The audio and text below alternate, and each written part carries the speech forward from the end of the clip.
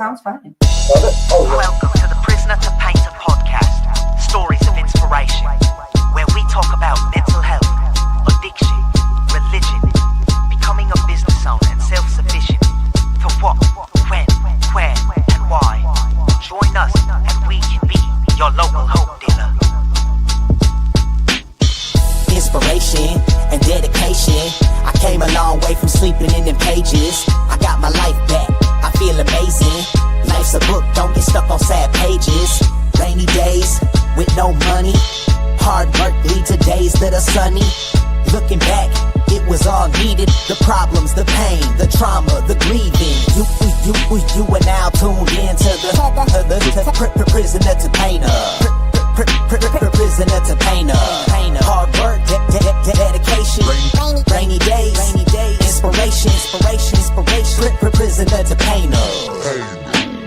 And now, a word from your local hope dealer. We are waiting on Facebook, and we are live. Awesome. Welcome to the Prisoner to Painter podcast. I'm Nathan McDermott. And I'm Katie McDermott. And today joining us is Julieta. Julieta. Yeah, Yes. Awesome. Well, thank you for coming on. Thank you for having me. Thank you for having the courage to come on, tell your story. I appreciate it. It takes a lot of guts. Honestly, the first couple times in front of a camera, I still get nervous the first 5 minutes. So, We Me did- too. Thank you. We did get the advice to ask for like a synopsis of who you are and what you do before we get started, so then I gotta wait till the end. So could you do that? Yeah, of course. So, hi everyone. I am Julieta, and I have been a flight attendant for 20 years. And nowadays, we went through a big transformation as a family in 2020 when we switched to alternative education. And what I do now is I help families transition into home education and kind of look at everything that they do. Your whole ecosystem as a family will change when you do this. But in a short version, which I am not a short version type of person, it is to show people that there are different ways to do life. Yeah. And you should be the ones that you're excited about. So my job, my passion is to show you the options and for you to choose the one that works best for you. awesome. Okay. Yes. So our huge stick here is we start from childhood and we work to where you are now. Okay. What I've been finding is that a lot of people's story, we don't stay in childhood as long as we used to, because that's it varies from person to person. Real quick before we get into there, because I forgot, I just wanted to let the guest or the audience know. Jack Hadley Jr. Jack Hadley, look him up on Facebook. He sells a really awesome mineral mix for hunting. He gave this to me to give to our next guest, the owner of Drumhiller Farms. Make sure to look him up on Facebook. If you ever make a huge deal out of this, because I think doing sponsor stuff takes away from what Matt's trying to achieve. So just a quick 30-second thing, and that's it. So, where do you say your story starts? I think, for me, that's a big question though. 2020 is it's a big one. Okay. So I was born in Mexico and I was raised in Mexico. I have 2 siblings, family, but I always felt like that. Hi, thank you for coming for support. As I go back down memory lane here. I was good. I learned the system to be. Thank you. I learned the system to be a good student. So I always follow the path, and there was this whole narrative of, you're supposed to do good, go to school and get good grades and all of that. And I wanted to be a writer. And my mom said, you're going to starve to death. You're going to starve. So you cannot do that. And I was like, okay. So then I graduated from high school and I went into law school in Mexico. In Mexico, you go straight from high school into like medical school or law school or whatever. You don't need the 4 years of undergrad that you need here in order to do that. So I did that and I was failing miserably, and because I didn't know how to study. I'm a reader. I love to read, but I didn't know how to study. So then I met this person who was from Michigan. Okay. And back then in Mexico, I didn't even know where Michigan was. Like, honestly, like when he told me that he was from Michigan, I was like, I have no idea where that's at, like geographically. Mm-hmm. And we started dating, and things happened where he moved back to Michigan.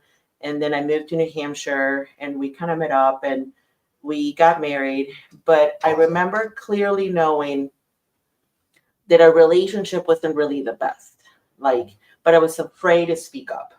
And I think that was the first time I truly listened to what I was feeling and knowing, but I couldn't go through with it. I couldn't. My parents had to make a great trek to get to Michigan to the wedding, and I just knew it, but I couldn't say no. And that was one of the big pieces for me nowadays, like fast forward, saying no, I didn't know how to say no. But we went through, we got married, 2 years later. It wasn't a good relationship, but somehow it was part of my story, and it was a very important one. So yeah, I mean, that was, oh God, that brings so many memories. I wasn't expecting that. Yeah, so we were together for 2 years. He was he's a good person. It was just we were both in different ways. We were brought up differently. Mm-hmm. So our expectations of each other were different. And after that, we kind of parted ways. I attempted to go back to Mexico to kind of, continue on with my life. But by then, I had skipped 2 years of going back to school. Mm-hmm. And in Mexico, if you didn't go to college, it was you couldn't find a job. Even mm-hmm. though I spoke English then fluently, mm-hmm. I couldn't find a job and I didn't know what to do. And then I had some paperwork stuff that you have to go through. So I said in immigration, hey, this is what happened. We're no longer together. Here's the story. Here's the paperwork. And they renewed my green card back then. So I came back to Michigan and started working in the airline industry. And 20 years have gone by. Okay. Yeah, that's a lot. I know. I got to ask because I am not too. I feel like in America there's a misconception about about a lot of stuff because some of us are stupid. Well, realistically, how was it growing up in Mexico, and is it the way Americans portray it in the movies? No. Okay. No, it's completely different. I mean, I remember I used to work at a community center when at the pool, and I remember someone asking me if we had donkeys, and I'm like, what are you thinking? But so no, there's just, there's just there is extreme poverty they do in they show in the movies, there is. But but that's everywhere. Yeah. We grew up middle class, you could say. My dad's an engineer by trade, so he worked at the steel plant in northern Mexico, one of the biggest ones in the country, and one of the biggest ones in Latin America. So he worked there. My mom was a stay-at-home mom, and she made homemade tortillas twice a day for 20 years. And then she finally had it, and she said, no more. And everyone was uproar, what? What do you mean you're not making them? So, but we grew up with my parents, with my mom doing all the things. We did go to private school, which in Mexico, public school is not necessarily the best. So usually most people will try to get you into private school, but it's not as expensive as it is here. Gotcha. But it was still a sacrifice. I remember if you didn't pay your monthly tuition, they would take you out of the classroom and until your mom came and paid the tuition. So you knew that, every couple of weeks that people that got pulled out of the classroom, mm-hmm. their parents had not paid. Gotcha. So it was some sort of I was still there were sacrifices for my parents to understand. Yeah. So but yeah, I mean, it was kind of normal. We would go to my grandparents every weekend. My grandparents helped out a lot when my parents didn't have money. They bought a house, and the payments basically took everything, my dad's salary. But back then, living in one salary was okay. Mm-hmm. Right now, I don't think in Mexico you can live both parents, just here, both parents have to work. So we had fun. I mean, it was quiet. We watched TV. We went to swim classes. We had English classes from very young. That was one thing my mom made sure we had, and without them, I don't know that I would have, I don't know that I would have gotten the English level, when I first moved here, and then kind of progress Gotcha. in a better way. So, yeah. This is really cool to me. And clearly I invite on people and I don't really know them, and then hearing their story, clearly I learned some stuff. And I just think with the climate in America that this is very great. Firstly, and secondly, because I was under a bad misconception about yeah, that's all I'm gonna say. I was under the wrong impression. Yeah, no, there's a lot of misconceptions There though, is. but but I think that's just for every place that you visit. If you haven't been there, I have been to India once, and I never really like it's just different than once you go there. So so there's a lot of stuff out there, but I still miss it. I do miss how people in Mexico really value the time that they have to enjoy life and their friendships and their families.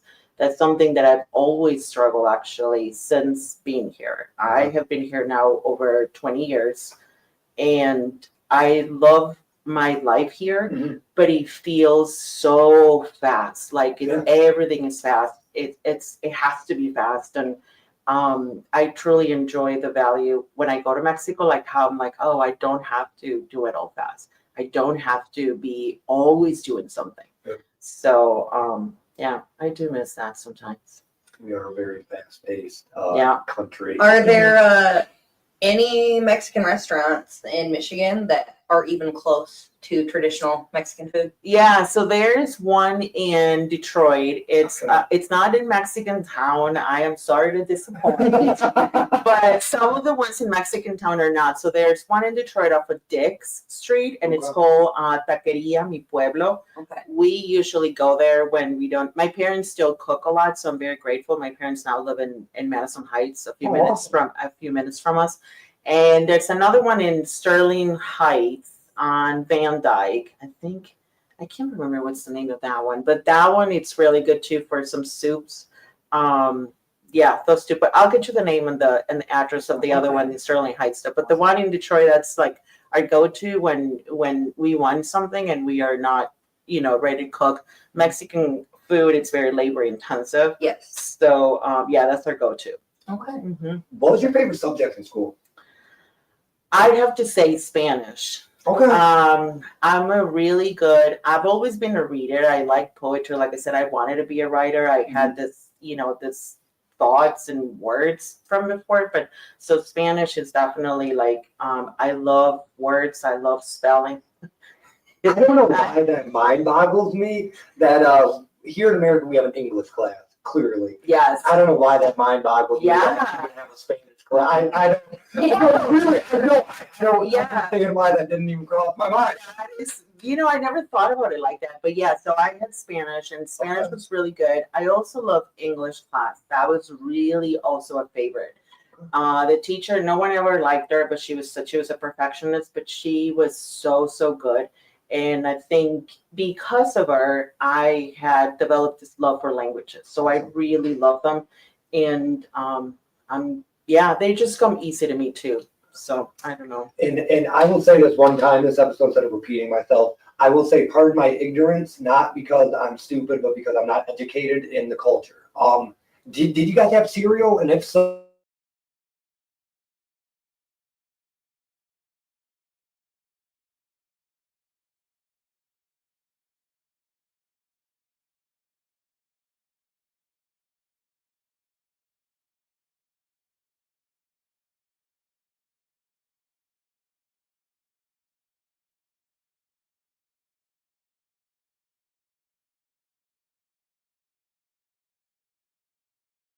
The little rice. Cocoa Krispies. Yes. So those ones were like a treat, but they were like exactly that, a treat. We would only buy them once a month. It was not something that we could afford all the time. Okay. So it was just a treat. But our breakfast, we're like eggs and tortillas type of family. I think other people in southern Mexico will have different things, but for us it was like it was eggs in the morning and eggs at night. I mean, that's all my parents could afford. So that's what we had. Yeah. I feel like I always ask the cereal question because I really, really believe for some reason it tied to I think it can almost speak to how you were raised. Like, I really think it can. It does. So, yes. Awesome. Clearly, this episode's not about you being from Mexico, so I don't want to stay too much in that, but it's interesting and I like learning. So seriously, thank you. Thank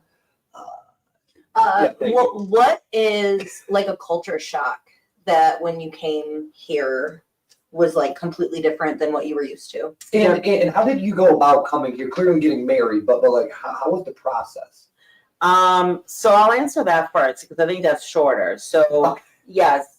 So we did. So we had the paperwork for me to come over legally. Yeah, I like to stress that there, for anybody. But and then after that, so once you get married, then once you come in legally, then you have a period of time, about 90 days to get married. Now, keep in mind, I did this process back in 2002.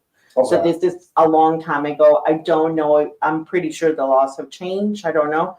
But after that, so you get married and then you begin the process. I did all the paperwork. I've always been really good at reading, just filling out complex forms. Like that's like the more complicated, the better. Okay. So I did really good. I fill it all out. You send it in, and then there's a period of evaluation, and then they send you. Back then, they would send you a temporary work permit. Okay. With that, you could get a social security number, and then you were eligible to work. Okay. Without it, you couldn't work. And if you were caught working, then it would just go against you, right? So I didn't work. And then once I got the temporary work permit, I didn't really have the opportunity to work right away until I went to lifeguarding class. And then once you get that, then you get your green card the first time around. And then that's for 2 years. And then back then for marriage, for 2 years, you're under conditions. So the conditions were to remain married to that person because you were getting your citizenship privileges through that person. So that was part of it. Our time wasn't really, we got separated and divorced right around that deadline. Okay. So I sent, that's when I sent all the paperwork. I was always honest with the system, saying this is what happened, and then the system has the ability to say yay or nay. So, and then I got my green card renewed for 5 years, and then I was able to apply for citizenship after that. And then that was it. But that was like years ago. So that I know the process has changed and it continues to change. I don't know. I just booted us off Facebook. We're still live on StreamYard though. So. Oh, okay. Well, no. Sorry. No, you're good. Yeah, no, that threw me for a loop too. Yeah, that's so interesting though. Wow. No, so clearly we have said at the beginning that we never put that our beliefs in there. But I truly believe, and I will put my beliefs out there on this one. I truly believe that the whole border thing is a made up imaginary line, and that's all that I'm going to say. And I don't just mean Mexico to America. I mean America to Canada. Europe. Yeah, Europe. I have a very hard time believing right here is a line. No, just there's just a lot going there. But it was an interesting process that I went through, and it was what I needed to do. I never really thought about it, how it would be like in the grand scheme. I was just gonna keep going. I knew I'm like, well, that's the next step. So I just did it. And I've always been like, just do it until either you can't or there's a different decision to be made. So that's kind of how I go about life. I just do things and stuff. And then the culture shock was privacy. So privacy and the way you go about making appointments and seeing people. My family, I had such a hard time with this in Mexico because we had neighbors. My parents, when they moved to our house, I was like 3 years old when I moved there. And my mom met the neighbors and all of that. And they were always really good. Still this day. She called my mom today. So, but there was no privacy. Like she would come on, I would be watching TV doing nothing. And she would come on in the house. She wouldn't knock. she wouldn't do, she just opened the door and come in, go all the way to the bedroom and say, you need to get up and help your mother. And she would just like usher me into the kitchen to do things. And I'm like, I'm just here doing my business. Like, why? So I had a really hard time with, with a lack of privacy there. Mhm. And then when I moved here, then I had to learn the etiquette of asking people if it was okay to meet up, if it was okay to go. Yeah. And I didn't really know, like, even though I had a hard time with that in Mexico, I still didn't know how to go about it here. And it was like, wow, I'm like, well, this is kind of nice. You know, like they have to ask me if I want them to come over too, if I have to do that. So that was like and then I just kind of took on to that because I go through periods in my life where I just need to be really like introverted. You know, like I get really tired I get people fatigue from being around a lot of people. So I find it really comforting that it's okay for me to say, like, you know what, today is not a good day. Whereas in Mexico, I know my mom sometimes felt like that, but there was really it wasn't okay for her to say that. Like we had to, like, our doors had to be open for people. And I'm like, but why? Yeah. So that's kind of like, you know, that was really like a big shock, but also something that I really value from living here. Okay. Well, and also, to say the time frame you came over here, you kind of came in a weird time frame for us as Americans too, because it used to be more, you go and knock on somebody's door and it's not a big deal. Now it's like, if you don't call before, we even got more private than what we used to. I would say around the 70s and 80s, you could just swing by somebody's house and be like, hey, I brought this, let's hang out. And then now it's like people hide. Yeah, they're like, we're not home. Yeah. Don't answer that door. Yes. There's like all of the memes about this, the cat, and just saying like, look, you know, me looking at someone calling me and then texting them right away, right? So yes, we have definitely moved more towards like privacy and all of that stuff. But yeah, that I really enjoy my time alone for sure. Awesome. Yeah. So you said you got married, split up, moved back to Mexico? I did for a little bit. Okay. And then there was a period of waiting about the paperwork. Yep. You know, like I wasn't sure what was going to happen. So then I came back and I needed a job with insurance, with like medical insurance and all of that stuff. And I was really young and I looked on the paper, like back then the paper was the only place that you look for jobs. And Yep. Spirit Airlines was hiring for reservations agents that spoke Spanish. So I was hired. So Spirit started in Michigan and they had a headquarters in Clinton Township. And they had a call center there. In Clinton? Yeah. No kidding. That's a teeny rinky-dink little area too. Yeah, you would think like, you know, strange. there was a call center. It was all, you know, like soundproof and all of that. They had the cubicles for the phones and all of that.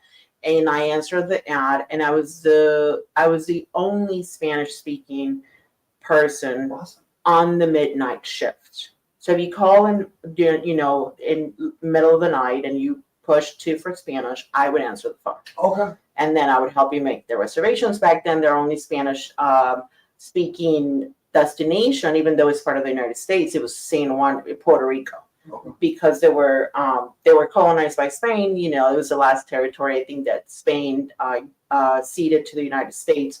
So they still have a very large population of Spanish-speaking people. Okay. And so I started there because I needed those grown-up benefits.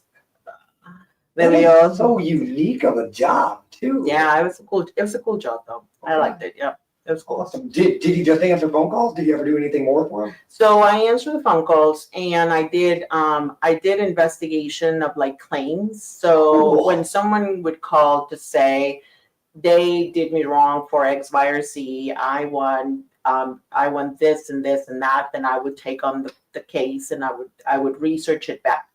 So I've always loved that piece of research. So I would research back and I would just, you know, say yay or nay or whatever. And then, or I would pass it on to a supervisor, you know, someone else and stuff like that. So that was pretty cool. That's cool. Yeah.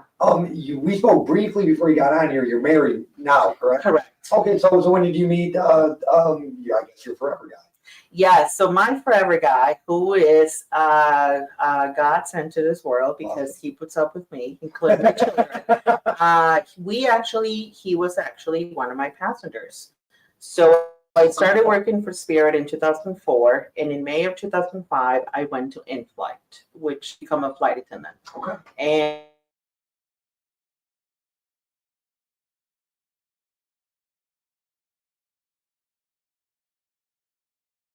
And flying in December,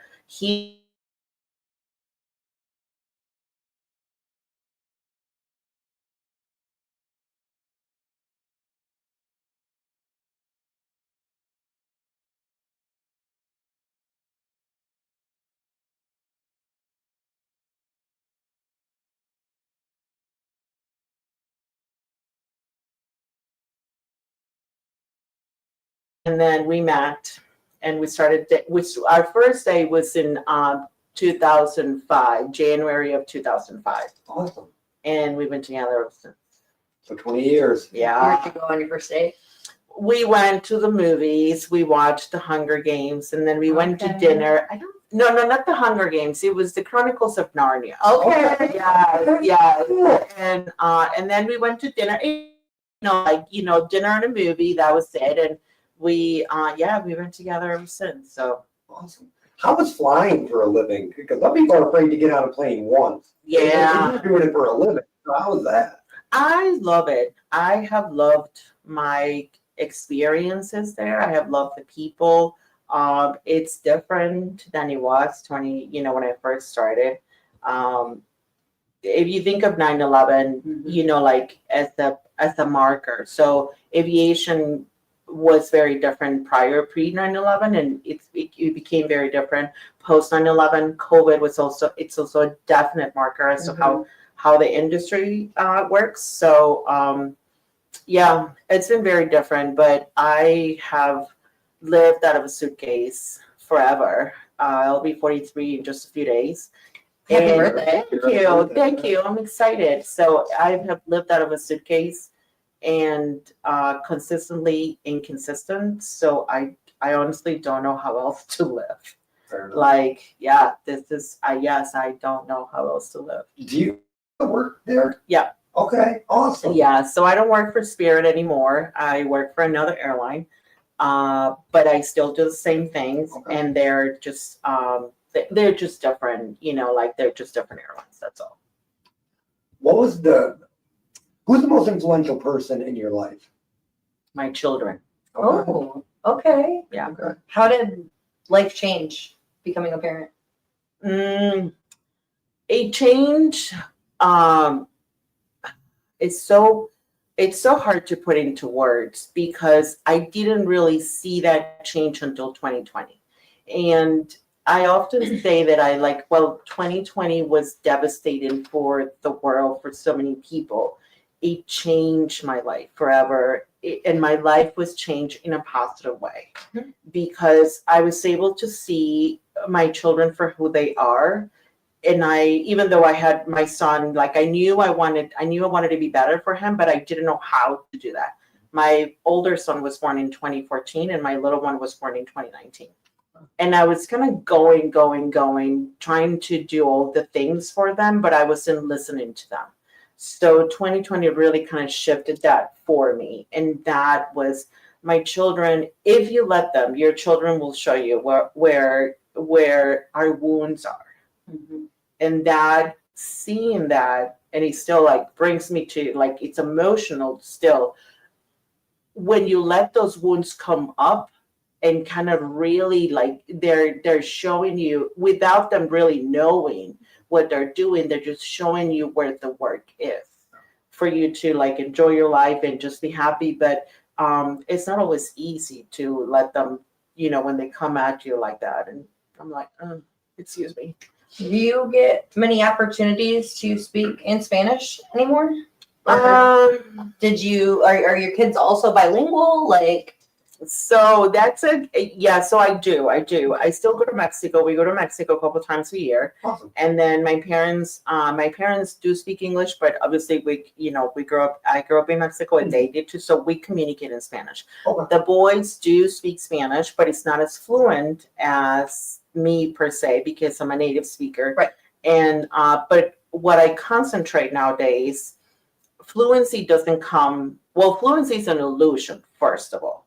Because even though you were born here, you don't know all the words in English. And No. I was born in Mexico. I certainly do not know all the words in Spanish. So fluency really is just an illusion. Okay. And I wanted the boys to be fully bilingual. My oldest one, this crazy. I got to the point where he didn't speak Spanish to me. I would not answer, which is the rudest thing you can do to a person. Like, that's so rude. Like, if you think about it, that's so rude. So I was so rude. But I wanted him to speak Spanish because I was afraid of what people thought of me if he didn't. Oh, okay. Understood. Yeah. So obviously it's good for you. I speak 3 languages, right? So I speak Spanish as my first, English is my second, and Portuguese is my third. Okay. Okay. And I graduated from U of M with that. Like, I studied Portuguese Wow. at U of M. I studied Portuguese outside of U of M. I traveled to Brazil. So fluency comes from being with your peers. So if you start having friends in Spanish that speak Spanish, things will kind of naturally happen there. So yeah, so I didn't give it up, but I realized that my connection to my children and the respect I owe them as people was not greater than their need to speak another language. So I concentrate on making sure they have a good relationship with the culture, because also if I push that, then they wouldn't be like, whenever you said Spanish, I'd be like, oh no, like, she used to make me do all of this. So it's a negative connotation there. So yeah, so it's there, but it's not as fluid as mine is. Sorry if we go back and forth sometimes. No, I love that. Well, I'm clearly learning a story. You don't know much. I do want to talk about the alternative education. We kind of worked to that. Yeah. So this is perfect. But before that, I want to ask, what did you go to U of M for? That's an impressive feat. Like, that's impressive. U of M's a pretty renowned school. I had a great experience. So I was on my way I was a flight attendant, right? And I always wanted to go back to school. I did a brief stint at Macomb Community College, but I was still really young and I didn't know how to study again. It goes back to that, right? I thought I could do it, and things didn't work out, so I just kind of closed a chapter of it. Sure. When my son was born in 2014, I didn't want to fly anymore. I didn't want to be away from him. I just wanted to be home, and I wanted to be a stay-at-home mom, and that's all I wanted to do. But by then I was making decent money as a flight attendant, which you do. And I thought my only option was to go back to school so I could get a degree and make the equivalent amount of money outside of it, right? So I went to community college, because I was away from my son, my reasoning to get good grades, even though I've always been a good student, because that's the way I learn best. I learn best from people. Yeah. And I said, if I'm going to be away from my son, giving up my time and sacrificing that time, and also my family, I needed to get really good grades. So I got really good grades all the way through OCC, and I graduated with a business associate's degree with a concentration in accounting. And I wanted to be a forensic CPA. Oh, okay. Yes. Are you familiar? I do. You Yes, too? yes, I do. Your face lit up too. Yeah. I like puzzles. Yeah, that's exactly what it is. So Yeah. It's a puzzle. So I wanted to do that, and I applied for. U of M came to OCC, and they had a table with other universities. And honestly, like, I knew it was good, but I didn't really know how good it was. Like, but it was exciting to think that I could do that. Mm-hmm. So I applied for University of Detroit Mercy because they had an accounting program that was like really good. And then I applied to U of M with the notion that I thought they had an accounting undergrad, which they don't. But I didn't know that. So I applied. I send the letters. People wrote letters of recommendation for me. I was what was considered a non-traditional student because I was already in my 30s. I was 31 when I went to U of M. Wow. Yes. That's Wow, impressive. right, because I was not sure what was happening. So I applied, and then I got an email, and I was just so happy with my husband, who grew up here and who went to Michigan State. He's like, Julieta, that is a big deal. It is a big deal. That's a huge deal. Yes. So he was like, that is a big deal. Yeah. Like, you have to go. So with his support and with the support of my parents, because my mom, when I first started at OCC, I started with, for unknown reasons to me, in the summer with a math class, which was like horrendous. But I had to start from scratch, even though I had some classes from Macomb back in the day. Mhm. I had to start from zero. Anything that I did in Mexico, like they took the transcript, but didn't really translate to anything. So I had to start with the math. I took a placement test. But I remember the first day I went, I was so excited at OCC. I was so excited. The second day, I came back home and I was just in tears because I was like, I just don't know if I could do it. Like, it still brings so much emotion. Mm-hmm. And my mom said, she said, but what if you can? Oh my God. And he was that was it. So he took me, so he kind of carried me through. And then U of M was like, UM was big because we lived in Royal Oak. So I commuted from Detroit to Ann Arbor, from Royal Oak to Ann Arbor every time. And I did in person. U of M Ann Arbor does not do online. Pre-COVID, they didn't. Dearborn and Flint, I believe they do. But pre-COVID, U of M did not do online. So I went to school. I had a full load of classes, 40 credits. I had the most amazing experience, the most amazing people as professors. The university has a department that is dedicated to non-traditional students like me, which there aren't that many. They're usually grad students for their masters and their PhDs, not in undergrad. So I was really like a sore thumb. And then I graduated from U of M in December 2019, but all of 2019, I was like, I had a baby in May, and I was pregnant while I was my second to last semester. I was pregnant, so I would walk through the diag with a huge belly, and people met the students. I had classes with people that were like 19 years old, and I was already, by then I was like 36, because it took me a while. It was 2014. I started May. I graduated December 2019. Like, the whole full undergrad, that's how long it took me. And I mean, it was beautiful. I had a lot of support. So what did you, since they did not have the accounting, what was my major? Yes. Yes. So I graduated with a double major in Latin American and Caribbean Studies and Romance and Languages. Romance. What is it? Oh my God. I forgot. Romance, Languages, and Literature, Spanish and Portuguese. That is the one. So it's Romance, Languages, and Literature, Spanish and Portuguese, and Latin American and Caribbean Studies. And then I got accepted to go to their grad school, to the business school. So here's the accounting at U of M. In order to go to the business school, you actually have to apply for them. Even so, you go to undergrad, and it's like a minor in business, but you have to apply to them. And I was like, I'm too old to apply for the minor. I'll just go to grad school. So I did. I applied. I did all the work that I needed. I had the accounting classes, and then I got accepted to go to grad school for Ross at the Masters of Accounting to start August of 2020. So the cohort, it was a very intense 10-month program for accounting to be eligible to take the CPA exam. Okay. And like, it was 2020, but January 2020, my dad got sick he had renal failure, like just a whole bunch of family stuff there. But I was the one helping always my parents. So I had to make a decision. I'm like, am I going to go through this program? And in the airline industry, we were already starting to hear about COVID in 2019.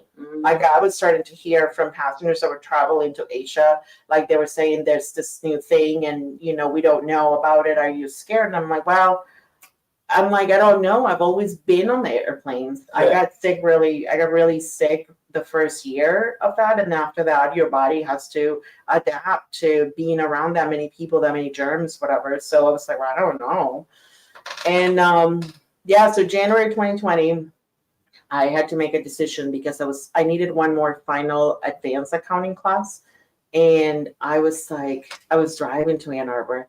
And I remember I struggled to finish, like not for the workload, but like just making my way over there. Like it was just such a struggle. But I knew that if I took a break, like, oh, I'll just finish, I was never going back. Yeah. I knew that I was never going back. And I had already put my family through a lot. So I'm just going to do it. And then, but I said to the business school, thanks, because it was a huge accomplishment to just get in the door, to just have the letter that said you're accepted. Yeah. And then I'm like, I just can't do it. And there was a reason for it, because then the school system shut down March 13, 2020. And I'm like hard left. Okay. Do you believe in God? Yeah. Okay. I just asked because it's just the way you worded that. We also, so that's cool. Yeah. Awesome. There was a reason for it. Yeah, Mhm. most definitely. When one door closes, one always opens. Always. Yeah. Most definitely. Yeah. Awesome. So 2020 is when you start the alternative education with your kids? Yeah, so we went 2020, like soft start, like from one system to the other. So my son was in a Montessori setup. Okay. I was already, he was in a Montessori setup. I was always a good student. Like I said, like I love the classroom. Like I actually Well, clearly you went to U of M. I mean, like I love the classroom settings. I love learning from people. It was really good. So I thought, well, if this is happening March 2020, why don't we just do it at home? I wanted to homeschool in 2019 because my other son was born, and I started to question, like, is this really the life that we want? So we were doing wake up, go to school, do the work, do the job when I was out on the road. Mhm. And then at home, it was come back from school, go to Chinese classes. My son had Chinese, martial arts, and swimming. Okay. Those three. Wow. Why do I don't know. Like, it was just, languages are a thing for me. So I thought they would be a thing for him. Clearly they're not, but not in a bad way. Like, right. But I was just doing the only thing I knew, like, right. That's what helped me. So I wanted to pass it on to him. And, so I went, we were doing the thing, and my little one was born, and I'm carrying a car seat. I'm driving my son. My little one, he had for about 3 months, every time we would get in the car, he would scream his head off. It was like you were murdering him. Like something was happening to him, and we would stop. I had to stop to calm him down, and we were just going. By the time we would get home, we were exhausted. Nobody wanted to see each other. Like, we were just done. And I was like, is this what I'm supposed to do for the next 18 years? Like, is this it? Mm-hmm. And I'm like, no. Like, there has to be more to life than this, and, for a long time, because I was a flight attendant, I couldn't keep friendships that were local to Michigan, right? Because my schedule changed so much. My travels were always on the way. So being in the school system was my first ideal of being normal, of what can, like, I'm like, I just want to be normal. Like, I just want to fit in with the rest of the world, but not realizing the freedom that I had. And then I was like, well, maybe we can just travel as a family when we're not in school and like get to see the world and all of that. And somehow, for some divine reason, homeschooling dropped into my mind. And I'm like, but I don't know anything about that. And the path just opened. I asked my local librarian, I'm like, hey, do you know anyone that may be willing to talk to me? And she did. And a lady, Erin, who I will forever be grateful, showed me like different things about homeschooling, kind of opened the door. So I talked to my husband and I said, hey, what do you think about if we homeschool the kids? He's like, no, absolutely not. And I was like, okay, well, okay, well, that was a try. But then 2020 came and we revisit. We're like, let's just try it for a year. So March 13, the schools shut down. It was supposed to be for just a couple of weeks, but I had already heard that it was like for the rest of the year. So he finished the school year online.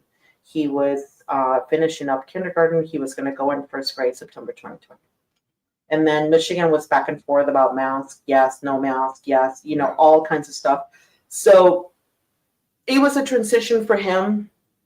And there was just too many things happening. I was like, I don't know if I want to do this. And we're like, we'll just try it for a year. So we did. And 5 years later, we're still here. So we never look back. What specifically would you say that like your learning style is? And then also, do your kids have the same type of learning style as you? Definitely not. Yes, my learning style is structure. Okay. So I love structure, like not a good lesson plan, but just something that kind of keeps me grounded to where I'm at. Like a reference point. Yes. So if you give me like some bullet points, like this is what we're going to learn, and this is like these are the resources, like I do really well with that. Like a rubric. Yeah. Yes, I love a good rubric. Oh yeah. Yeah, They tell them exactly what they want. Yes, it's kind of like that. So, and then I do really well with someone that does like storytelling, as far as like when someone is passionate about their what they're teaching. Like I had a biology professor at OCC, fantastic storyteller. The man was just like, and I also have a really good auditory memory, so I remember what people say. Mm-hmm. And I remember with him, like I used to record my lectures because I was like a freaking psycho about trying to get good grades, you know, like I was on a mission. Yeah. And I remember his storytelling was so good that when I was looking at the test and I was reading the question, in my mind, I could hear him say the answer like that. Like I would remember his words, and he was just so good. So good that I almost majored in biology. Like he was so good that he made me want to be better. I'm just going to go into the ocean and be a marine biologist. My husband's like, no, like you can't do it. I love how you talked about like the auditory memory, because I have like a weird blend memory where I can see pictures, I can see the thing, or I can hear the thing. Yes. And it's like I can flip through and find. Yes. It's like a Rolodex inside of your head. Yes. I mean, yes. It's like you know. So I was like really good at that. So storytelling from someone and that good rubric is such a good combination for me. So that's the way I learn best. Mm-hmm. Books are my thing. You know, I love reading and all of that stuff. My kids are very hands-on. They're also boys, so they're just very hands-on, and they're very my little one's a little bit more like me, like he pivots from one thing to another. Mm-hmm. My oldest, once he is interested into something, he will latch on until that interest, fades away. Like a hyperfixation. Yes. So, so they're very different, but I didn't know that back then. I didn't know that, and I thought everyone was like me. The more books, the better. Here you go. And it wasn't the best approach. Let's put it mildly, like it wasn't the best approach, but yeah. So 2020, you started homeschooling. 2022, we comes up. I should say, I normally give about a 10-minute warning. We're getting about towards the end of the show. Cool. I do that. Never feel rushed, and I say this every episode. Never feel rushed. I just say that just so the guest knows that we're reaching about that time. Never feel rushed. Don't ever try to cut yourself short. If we're down here another hour, it really doesn't matter. I just like to give a heads up. So 2022, you started podcasting. Yes. What made you want to get into that, and what is the name of your show? You know, I think it started with the need to. So I was writing. I started writing in 2021 about our transition into homeschooling, because just like me, I knew there were people like me that knew nothing about homeschooling, and I know that there are people still out there that they think they can't do it. Mm-hmm. I happen to have a degree and a lot, but I didn't do that. You don't need a degree to homeschool your children. And I felt like a lot of people, there were so many transformations happening for us that I felt like I wanted to put them down because I wanted to share them with other people. Like there are different ways to do things than the way we're told to do things, you know, like go to school, graduate, go to college, graduate and get a good job. It's no longer like that.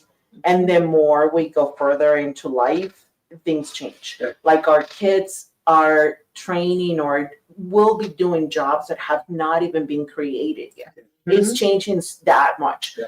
So I just wanted to do that. And then someone popped. So I had all these stories, you know, I had all these stories about transformation, about discoveries, aha moments, people that I've met, people that helped me, people that didn't help me, and what I learned from that. And then, so I wrote them, and someone put a post on one of my groups about, you know, wanting to share their story. So it just kind of like, it came and like, oh, I'll do that. So I did it. I did an interview for a YouTube channel in 2022. And then I did a podcast interview with somebody from the UK. And I was like, well, I wonder how hard it is to start a podcast. Obviously, you know, like it's really, the work is intense. Yep. I was like, how hard can it be?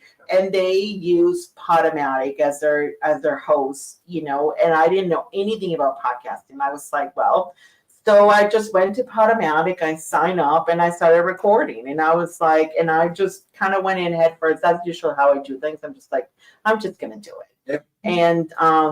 And I just wanted to share that, you know, that transition period, because a lot of people, I would have given up if I had not had some podcasts and some books that kind of gave me the hope and the inspiration to keep going, to like look further in. And I was like, oh my gosh.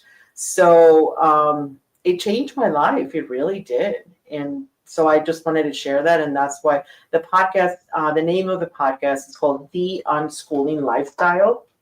All right. And I got a banner I can put up. I'm actually going to put that up there. so cool. So you said it's V? The unschooling, I think it's just on my back. The Unschooling Lifestyle. The TAT. Yeah, sorry. And then yeah, and that's what, and there's still like things to UM. Oh, the unschooling. yeah, right here. Let Okay. me see. It's like, I don't know if you can see it. Yes. Yes. Perfect. So it's been a really good experience. You know, podcasting also helps out to navigate my experiences and out aloud. Like, I feel like when I tell a story about something that happened, and I process the emotion that comes with it a lot better. You said it was on Podbean? Yeah, so it's on Spotify. No, not Podbean. No, I'm sorry. It's now on Captivate, but just Spotify is probably the easiest way, or Apple Podcasts, you know. So I process things a lot better. But I talk to people that also, like, you know, they've gone through the same transition that I went, and you know, their story is like usually helps other people, because all of our, whatever we're going through, it's different, but something from our story may resonate. So that's kind of why I do it. Yeah, it's been good. We're on the same page with that. That's why we do this. Something we talk about will resonate with somebody. Yes. Like, period. And we haven't, well, technically, I think we're video cast, but we haven't quite figured out the just the audio yet. Just the audio. Yeah. Well, and because half of our stick is the video, like half of it. And the really- in person and the yeah. Yeah. It's more personable, I feel sometimes. But we can't reach as big of an audience as you can with a normal podcast, like Spotify and Apple. Like, you probably reach a lot more people. I'm not. We just started out, but this doesn't. It will reach a lot of people. We get a couple thousand views, like Facebook, YouTube. We do not get a couple thousand views. Eventually, I hope to clearly. Yeah, no, yeah, it's so interesting. I think it's just as long as you like the platform. Like, I started with just audio only, but then I do have a YouTube channel. It's the same name, and it's just like, I don't know if it's you know, like, I put it out there. I don't know. It's just an experiment with the platforms, because I don't, like, I do the content, and then I have a hard time, and I don't know what your process is. It's interesting. When I hit publish on Captivate, you know, that's my host platform right now, I like mentally check out of the episode. So I have to be really, like, the whole, like, the promotion, that's really hard for me. So I've been like, you know, there's a lot of steps to it. If someone had told me this is what you have to do to create a podcast, I would have been like, yeah, no, thank you. Yep. Like, I'm good. But I love it. I really do. I've gotten to know amazing people. I've gotten to share a lot of stories. And because of podcasting, I've gotten to process a lot of emotions and a lot of hard stuff that we went through. So that is one of my favorite things about what we do. It happens almost every guest, like even you saying it at the beginning, wow, I haven't thought of that. And we get that from a lot of people, like, wow, I haven't felt this emotion. I also really enjoy that it's like building connections and then learning the story and then like preserving the history online.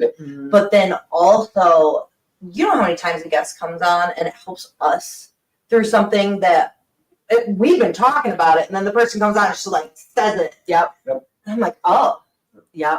It's so beautiful though. It really is though. So it's just a medium that I wish everyone would do it because it's such a great way to like process your emotions and all of that. So it's been really good. I wouldn't change it for the world. When Katie hit the nail on the head with that, we unsubconsciously did it. Is the whole preserving history thing. I know it sounds so far-fetched, but in 100, 200, like I don't know nothing about my great-grandpa.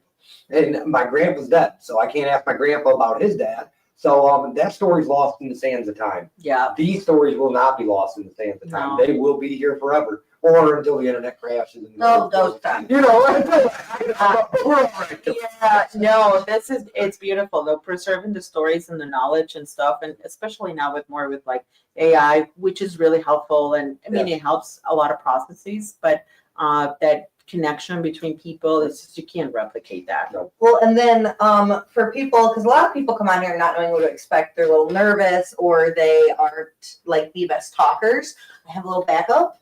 It is my book of 2,000 questions. They're random questions. Oh, I love that. And I do like asking certain things on here. I like to flip and find something. Yeah, so please. as a random question, what makes you feel like a kid again? Oh my goodness, that's such a great question. What makes me feel like a kid again? Like garden walks. Okay. I remember that's a good memory from childhood. My grandpa and my grandma used to have a garden. So I remember being in the garden makes me feel like, just like calm. And in that moment, in that space, I don't feel like I have to rush out into the world and just do all the adult things that we never stop thinking about, just like, bye. So, have you ever seen The Secret Garden? The movie? Yes, there's like a couple different ones. Yeah, there's a couple of them that, yes.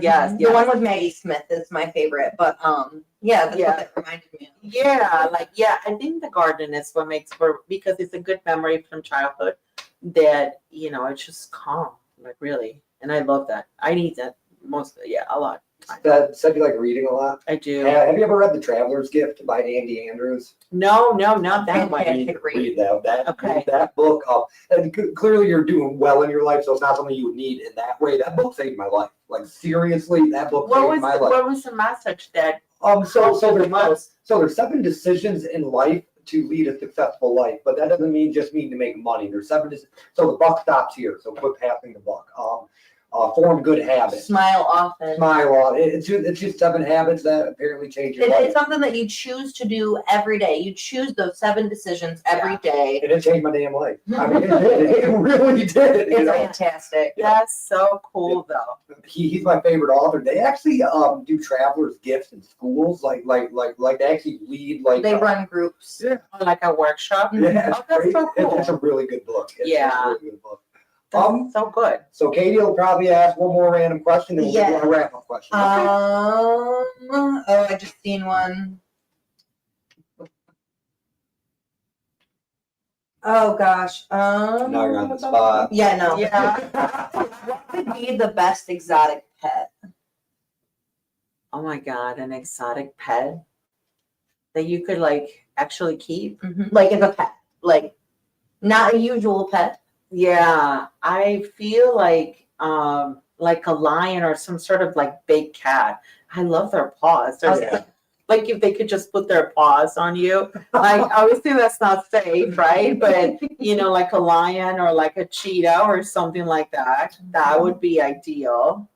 I would love I that. think you'd like servals then. Yeah. So Yeah. that's that would be great. Oh, I love that. Perfect. So our wrap-up questions are the same for every guest. I think, we just do it. Well, we do it on purpose. There's the overlap. A lot of people's stories are the same, like we were talking about. Not the same, but a lot of them, go down the same path. So my first wrap-up question: is there anything that I didn't ask that I should Not no, I don't think so though. have? Is there anything you would like to share before our other wrap-up questions? Just a life's too short. Like if we get to live 80 years, it's like 29,000 days. Like it's not like life is too short to not do what your heart calls you to do in the most authentic way possible. Do your thing.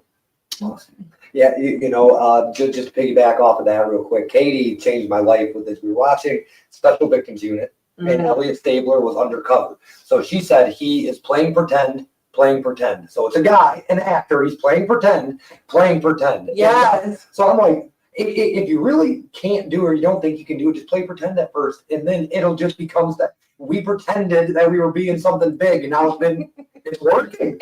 So good. It is the most beautiful thing when you imagine yourself at the highest level of your dream. Yep. Because then your life is just going to go that way. Yep. So yes, I love it. Yep. I love it so much. Awesome.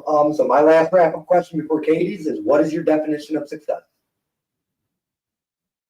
The ownership of your time. The ownership of your time. When you can say, today I'm going to take a rest day, or today I'm going to go and do work for whatever, do whatever, like a meaningful job. I think it's always good. But to be able to say, you know what, today is not a good day for me. I'm just going to take a day off or whatever. That to me is success. The ownership of your time. Most definitely. The best one I've heard, honestly. That's why I'm obsessed with success. It's not money or anything else besides I want to do what I want to do when I want to, not have to worry about Success is multifaceted to many different people. Yeah, I know. I love the way you said that. Yes. Perfect. Yeah. Katie. Thank you for that. That was I really enjoyed it. Thank you for the question. Yeah. If you met younger you now, would younger you get along with you now or vice versa? We would. I would be more, we would get along though. We would get along, in a way of like in a sisterhood type of, relationship. We would. Okay. If you could use one word, it has to be one word. It can't be like a mixed word. It has Oh to be my one God, single word. To describe your entire journey from where you started to where you are now, possibly even where you think you will end up, what would that one word be? Miraculous. This has been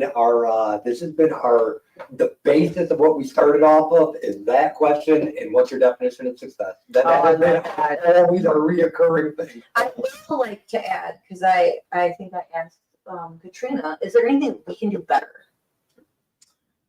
Well, it depends on what to do better for the whole experience. Oh my God, you put me on the spot. Let me think about it. So we connected.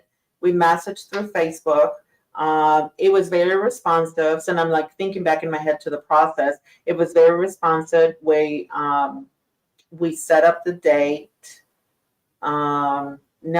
So far to me it was a really positive experience. Also, keep in mind this is my first very in-person podcast. I've been podcasting since 2023, and I've appeared on many other podcasts, but it's always been online. So I've always been at the comfort of my home. Understood. So this was a little. I wanted to do it. Like I was so excited about it. So No, to me so far, like the setup looks fantastic. Thank I you. absolutely love it. Nothing that I can think of the top of my head for me, to share.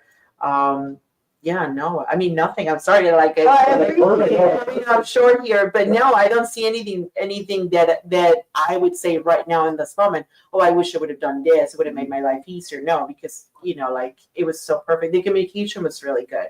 And I know for podcasting, we all have busy lives. Mhm. So it's always nice to, be respectful of each other's time. And I felt that throughout the whole process. Awesome. So this was perfect. Thank you. Yeah, well, my dad once told me, don't take criticism from somebody who has never constructed anything. Yeah. So on the reverse side, take criticism from people who have constructed something. So you constructed something, so we will always accept positive criticism or just criticism in general. Yeah, just like feedback, Yeah. But no, I had a really good experience though. So I wish you both the absolute best. Thank you. Our last two things, Nathan. So every episode, no matter what, like clockwork, we have always given out a gift card. Always. But what I found out for people traveling is, and I know it sounds so crazy, but there's some Citgo not on the way home for this guy that came here. Like seriously, and I gave him a Citgo gas card. Okay, so I felt bad. So for anybody traveling, gas money, I'm just giving You're cash so now. sweet. That's you. And then That's we very will sweet. shake your hand and Yes, ask if you would Thank you. sign our name. Thank you. Absolutely. My pleasure. I love you. Well, thanks for Thank you, watching. guys. Thank you, everyone. All right.